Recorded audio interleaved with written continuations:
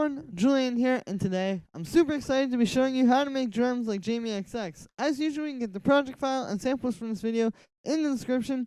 And yeah, let's dive in. So the first thing that I have here is this kick, which is a group because it's 3 layers. The kick on its own sounds like this. And I'm going to show you the group processing in a moment, but I'm going to break down the individual layers first. So what I have here is I have 3 layers, like I said, and I've sort of split them to focus on certain frequency ranges. So like this first one, for example, is more in the high end, and then the second one is more of like the mid-range, and then the third one, as you can imagine, is the bass. So yeah, this is a pretty good technique. I'm pretty sure this is what Jamie XX does a lot of the time, because he said in interviews before that a lot of his drum sounds are just like multiple drum sounds that are sampled from different tracks or from sample packs or anything like that, and they're just layered together. Like, he's really into, I think, like putting together his own kind of sound. So that's what I was going for here. I just wanted to take the best of these 3 kicks and put them together into one. So like, for example, with this first layer, it's pretty quiet, but you can hear there's some nice kind of like fizzly high end on there, which I really liked, so that was why I took that one. And then, like, for this mid-range kick, it had that really nice, like, boxy kind of texture to it. And then for the low-end kick, it was just a nice, powerful, thumpy bass kick. So that was kind of the idea there. Like I said, it's just sort of a matter of finding the things you like about each of these samples and then combining them all into one to make one super sample, I guess. So there's no processing on those individual layers. But on the group, I have a few things. First and foremost, I have the saturator. So this is just kind of like tying everything together. Here it is without any effects. So the kick is mostly there, but this saturator just really helps to glue these all 3 together.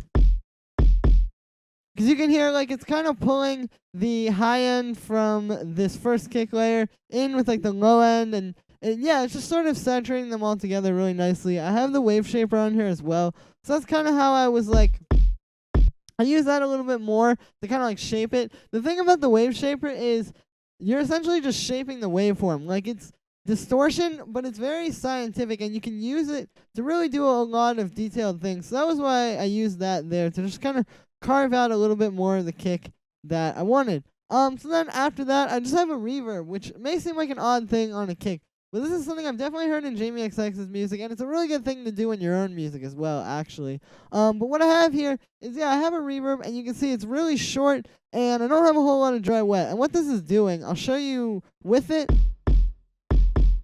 and then without it. What it's doing is it's just helping to bring this kick to life. Like, it's making it more resonant and giving it more space, and just making it sound more like drums in a room as opposed to, like, electronic drums, which are obviously, you know, not got any kind of natural reverb to them. So this is something that I think is pretty important for this style. And like I said, it's a really good thing to do in your own music. Like with Jamie XX's tracks, it really feels like everything is kind of in the same room. He's really good at doing stuff like this, like adding space to the different layers and just helping to tie them all together. And I think it's because of, yeah, doing stuff like this. So I definitely recommend doing this, because in your own tracks, like I said, it can just really help to bring a lot of space and make your kick not so just like dull and dry, but more resonant and realistic sounding. So that's the kick. The next thing I will show you is this little hi-hat, which sounds like this. So you can hear, this is kind of like a hi-hat, and it's also a percussive layer. If you listen to it in the full mix,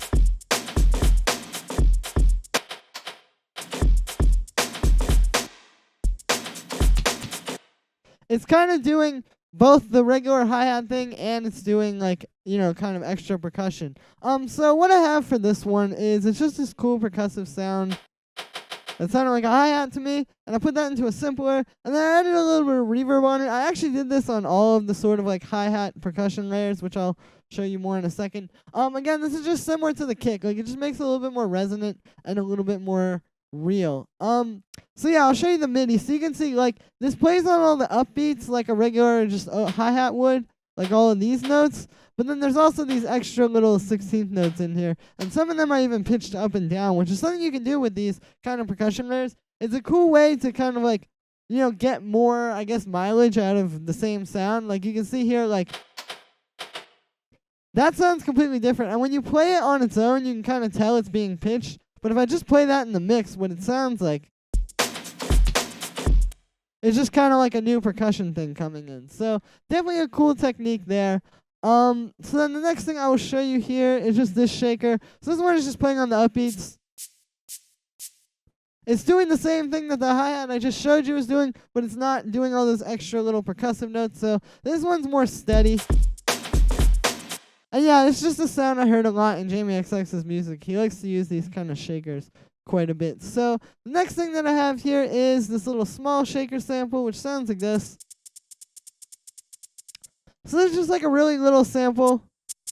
It's that. I put it in a simpler and drag the start time to the right just slightly. And then what I have on here is I have this auto pan. So you can hear, is it just playing 16th notes? They're like these little swing 16th notes.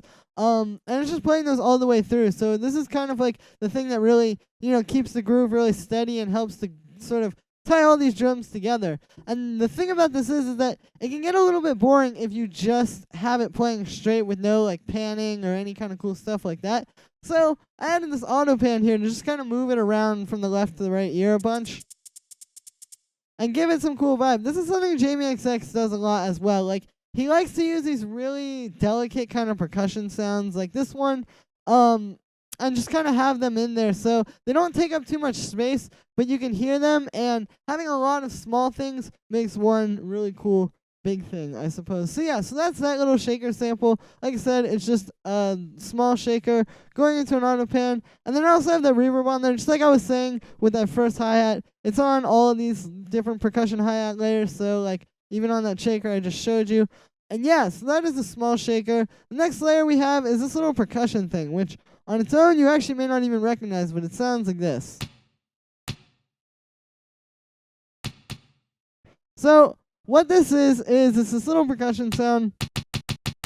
And yeah, I just put it into a simpler and then played these little 16 notes with it. I'll show it to you with the other percussion, so maybe it'll make more sense.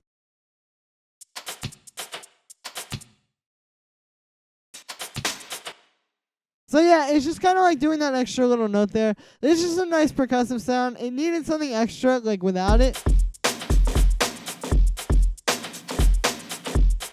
It just was a little bit boring, so this just kind of gives it that extra variation on the second half of each pattern. So yeah, so then the next thing that I have here are these snares. So the snare in this track is 2 layers. Which are both from vinyl drum breaks. So if you don't know, Jamie XX uses drum breaks a ton. Like a lot of his drum sounds are from there. I know a lot of his kicks, a lot of his snares, a lot of his hi-hats, like all of those. And the reason why, I've talked about them a lot on this channel, but the reason why this is such a good technique and the reason why Jamie XX as well as many others do it is because you get so much cool texture out of these older like vinyl drum samples, because of course they've been recorded to vinyl, recorded through tape, like all this kind of stuff that just gives them this interesting, really organic kind of texture that you don't get from a lot of things. And the reason why I use them for these snares is precisely this. Like I wanted to have those kind of like cool sampled snares like Jamie XX has, and there's a few interesting techniques to be learned from his as well. So here's what my snare sounds like, both layers played together.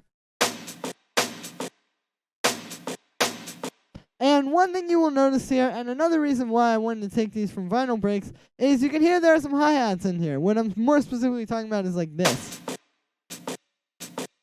That, the one on this one, and then that. So this is another thing about using drum breaks, is that they're always drums like right after the snare. And if you use these in your track, like, just keep it rolling for, like here I just let it play that upbeat there essentially, you can get kind of a really cool vibe because it's like extra percussion. But the thing is that it sounds so close sonically to the snare that, yeah, it just kind of gives this really cool sampled vibe. You can hear that, like that right there. So definitely a cool thing. So I have 2 of them here. I have this one and this one. And then what I've done is I brought them in here, and you can see I pitched them both up. I pitched this one up +3 and this one up +5. And the reason why I did this is because if you look at it when it's not pitched, I'll show you with this one. It's not really in time. Like those extra 2 little hits there are kind of just random. So I pitched it up until they moved on to the grid, which was, yeah, about there. I don't want it to be perfect. I kind of like having it a little bit off. Like I could put it up 1 more, but I like having it be a little bit off, like I said. So yeah, I just pitched it up, and this helps give it a cool vibe as well, because like it sounds a little bit different when it's pitched. It obscures it a little bit more, so it's harder to tell what drum break you're taking it from. But yeah, so that was how I set those up. And then as far as the effects go on each of them, so here's the first one I'll show you. So this is more of like the cracky kind of like impact layer. And what I have on this one, so I'll show you it with no effects. Here's what it sounds like dry. And so the first effect I have in here is this utility, which is just converting it to mono using the right ear, because the right ear is a little louder than the left ear on this sample. And it's not really going to be very punchy if it's got like a weird stereo image like that. So yeah, so then after that, I added a little bit of reverb, because Jamie XX uses a lot of reverb on his snares, and for good reason. Like, it gives it a nice space, especially when you have a pattern like this that's a little bit more sparse. I feel like that just sounded cool. So then after that, I have the saturator, which looks like this. So I have the drive up a bit, and I use the wave shaper just to kind of play around with the sound a bit. I mess around really just with the bass frequency. So it's not doing a whole lot, but here is with that, and then without it. So yeah, it's just kind of beefing it up a little bit and giving it a little bit more girth. And then after that, I just have an EQ8 cutting on some low end, because another thing with working with vinyl breaks is they have a lot of kind of like random noises in them. Like there will be sometimes just some humming low end, or just a lot of kind of stuff like that. So I got rid of that using this EQ8. So yeah, so that is the first snare layer, and then the second one sounds like this on its own. So the way that I made this one was pretty similar. Basically, this is what it sounds like dry. So on this one, I also converted it to mono because it just sounded a little bit better, a little bit more punchy. And then after that, I have a saturator. So this one I really went in on. You can see I have the wave shaper as well, but I played around with these settings a bunch, and I turned up the drive. And you can hear, like, it's kind of giving it that nice, like, wave shaper, saturator kind of sound. Like, here's without it. And then with, I feel like it just helps give it that, like, that sound where it's, like, just on the edge of being too distorted, but it's just got that really, really nice crunch to it. So then after that, I just have an EQ8.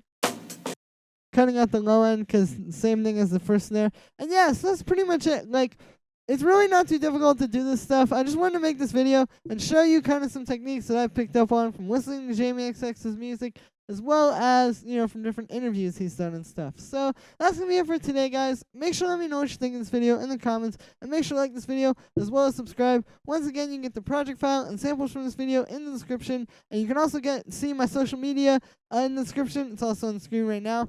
Thank you again, everybody. I really appreciate it, and I will see you again tomorrow with another tutorial.